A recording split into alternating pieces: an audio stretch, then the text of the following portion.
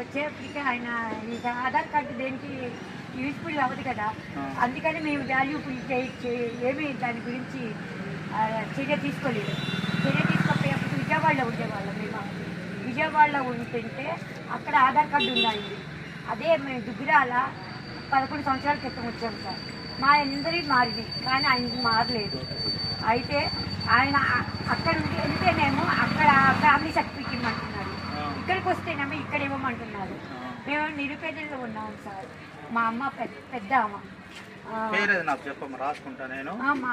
MRO గారితో మాట్లాడు. మా అమ్మేమో పెద్ద సార్. ఇద్దరు పిల్లలు, ఒక ఆడపిల్ల ఒక మగ పిల్లలు. మొన్న పిఎఫ్ డబ్బులు మా అబ్బాయి మా నాన్నగారు అకౌంట్లో పని సార్.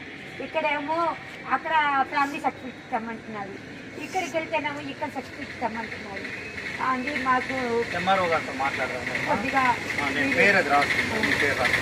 కొద్దిగా మా నెంబర్ కూడా చెప్తాను అది కొద్దిగా వాళ్ళు మాకు కొద్దిగా ఇల్లు నా భార్య కొద్దిగా అదే భార్య మా ఆయన లేదు సార్. ఒక పిల్లవాడు మాకు ఎందుకంటే నాకు ఇల్లు ఇస్తే కనుక స్థలాలు ఇస్తే కనుక కష్టపడ్డా నాకు వాణి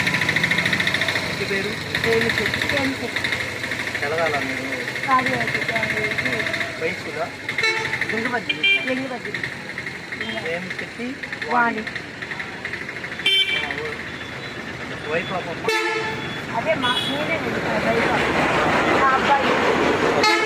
మా అమ్మగారి పేరు గిద్దలూరి చిన్నమ్మ. ఆమెదే ఫ్యామిలీ సర్టిఫికేట్. బసవకోట రైతు ఏమో బసవకోటగా. ఆయన పేరుతో నాకు కొద్ది ఈ సహాయం చేయవలసిందిగా కోరి. నారాయణ పోలీస్ ఫోన్ నెంబర్ చెప్పమ్మా. 9703